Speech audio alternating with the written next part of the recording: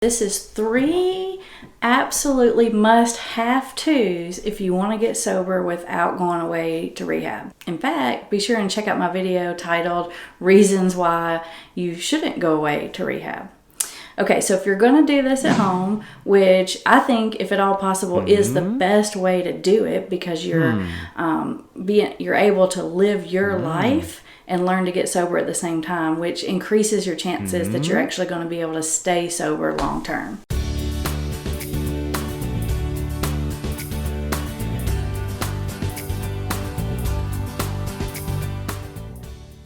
All right, here we go. Number 1, you're going to have to really simplify your life down. Sometimes I have clients and they're trying to get sober and they feel like they've been putting off or procrastinating on a lot of things in their life because of their drinking.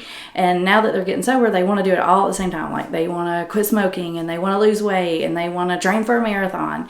And I'm going to advise against doing that all at once because willpower actually runs on little ATP, which are like sugar molecules in your bloodstream, just like everything else. And you have a finite amount of willpower to use on any given day. For most people, staying sober in those early days really requires pretty much everything they got in the willpower department. So if you're using up all of your willpower trying not to eat the chocolate chip cookie and trying to make yourself get up at 5 o'clock in the morning and go exercise, then you're real likely to run out of gas in the willpower gas tank before the end of the day. So especially in those early days, you really need to simplify it down, decide this is your one goal, and until this gets really solid and your recovery is very stable, this is what you're doing. Focus on that and that alone.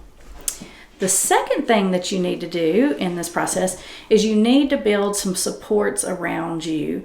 Most people in recovery do that by finding other people that are also in recovery or that have at least been through it. It's just so nice to have someone you can call up or talk to when you're having a really bad day and you really want to drink, but you feel like you can't say that to your loved one because it might freak them out.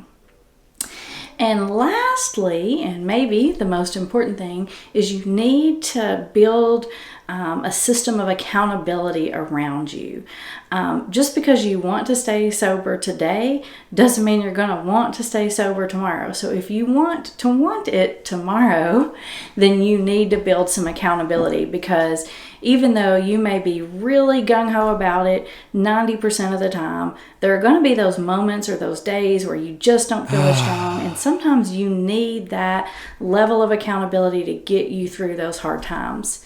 At Hope for Families, we use some really cool technology to do some recovery monitoring, which our clients find extremely helpful to help them. In fact, a lot of our clients say that they just could not have gotten sober at home without those accountability measures. And because of the really cool technology that we have these days, a lot of people are able to get sober without having to disrupt their life for 30, 60, or 90 days.